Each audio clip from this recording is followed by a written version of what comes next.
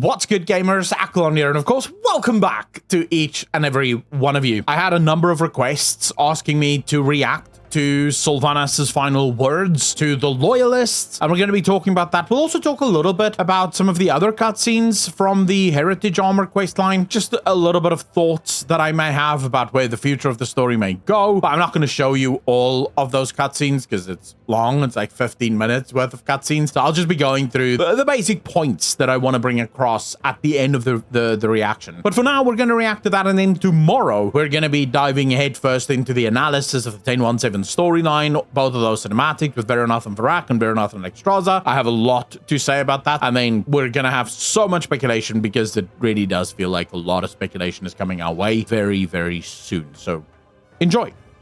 Hey guys, Future Aquilon here, and yes, this is a re-upload of a previous upload that I did that I took down because I made a pretty big mistake. I accidentally, I don't know how the hell this happened, but in the video that I reacted to with the Sylvanas final words, part of that video had an entire monologue of Sylvanas attached to it. The video title was 10.1.7 from Night of Heritage Armor Questline, and I've never heard this monologue before. I did the Silverpine Forest stuff.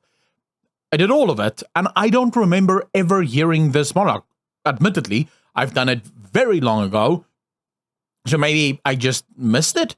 I don't know how I missed it, but I did. So I removed that part from the video because it's entirely useless. It's unnecessary to know. But yeah, just wanted to make sure that you guys know you are basically watching a rewatch or a re-upload of something that should have been much better, but we all make mistakes. So I hope you can forgive this one. Enjoy the video. Greetings, my most loyal ally. I speak to you now from beyond the Veil of Death, here, in this place of eternal darkness. My work, my penance, continues, though the Maw is an unlikely place for one to find peace. Each soul I rescue helps mine feel a little more whole. I'm gonna be honest with you guys, I still don't like the way they handled Sylvanas in Shadowlands. I don't like any of this, but it's nice. It's at least nice to see that they're still trying to pull that story forward. They're still trying to do some of that story. She's still busy trying to apologize or gain forgiveness for what she had done. Will she ever be able to gain forgiveness? I don't know. I feel like there's gonna be some kind of heavy storyline that's going to bring her out of that place. As I ponder my deeds since being raised into undeath, I have many regrets. Things said and choices made that I wish could be taken back. But there is one thing for which I will always be proud. Helping the Forsaken find their place in a world that shunned them. Wow, that's actually quite nice. We've had a speculation in the community for a while. The question has always been, when Sylvanas finally returns to the Forsaken, how does she return? Does she return as a alliance Sylvanas? Because both her sisters are on that side. It is the side that her loving side would most closely relate to. Or would she return to the Forsaken? Would she return to the Horde? It's nice to get that answer that no, absolutely, I'm coming back to the Forsaken. My time to lead may be over, but I will always stand with you against those who would cast you out and call you monsters. Under the leadership of the Desolate Council, a new group of voices has arisen to represent all Forsaken. Stand proud in the Horde. Know that all of you were so much more than arrows in my quiver. Okay, that is a very nice little throwback to lore that is very old. We're talking just after Wrath of the Lich King, Cataclysm days of lore. For those of you that might be a little hazy on where exactly this lore comes from, Sylvanas for a long time viewed the Forsaken as mere tools, mere arrows in her quiver. Then she jumped off the top of Icecrown Citadel. She had her encounter, which at that point was not described as her encounter with Zuval. And once she returned, she had a different approach to the Forsaken than what she had before.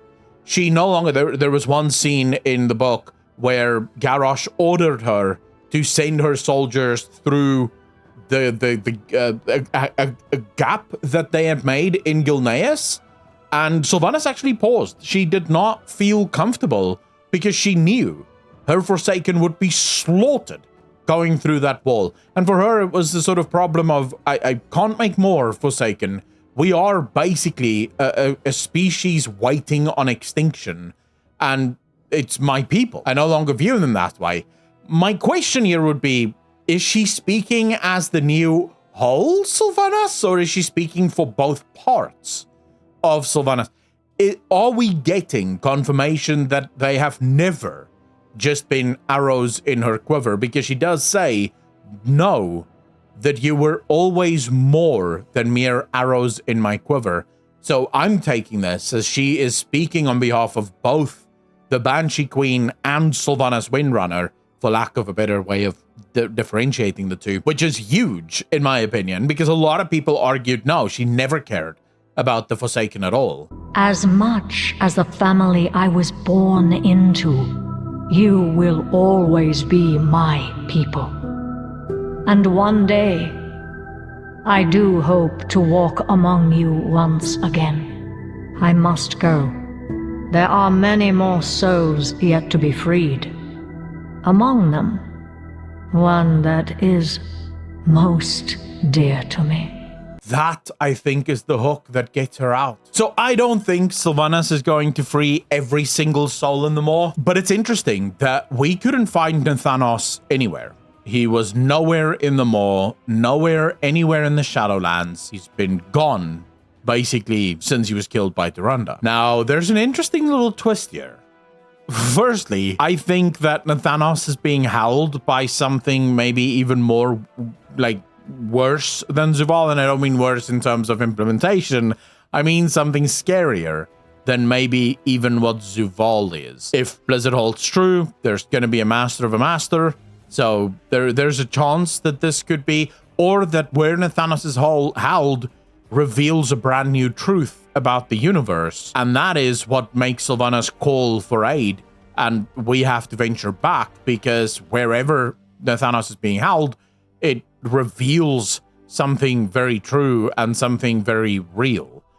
What is interesting and what I think needs to be discussed, and it's going to be a catastrophic moment in WoW.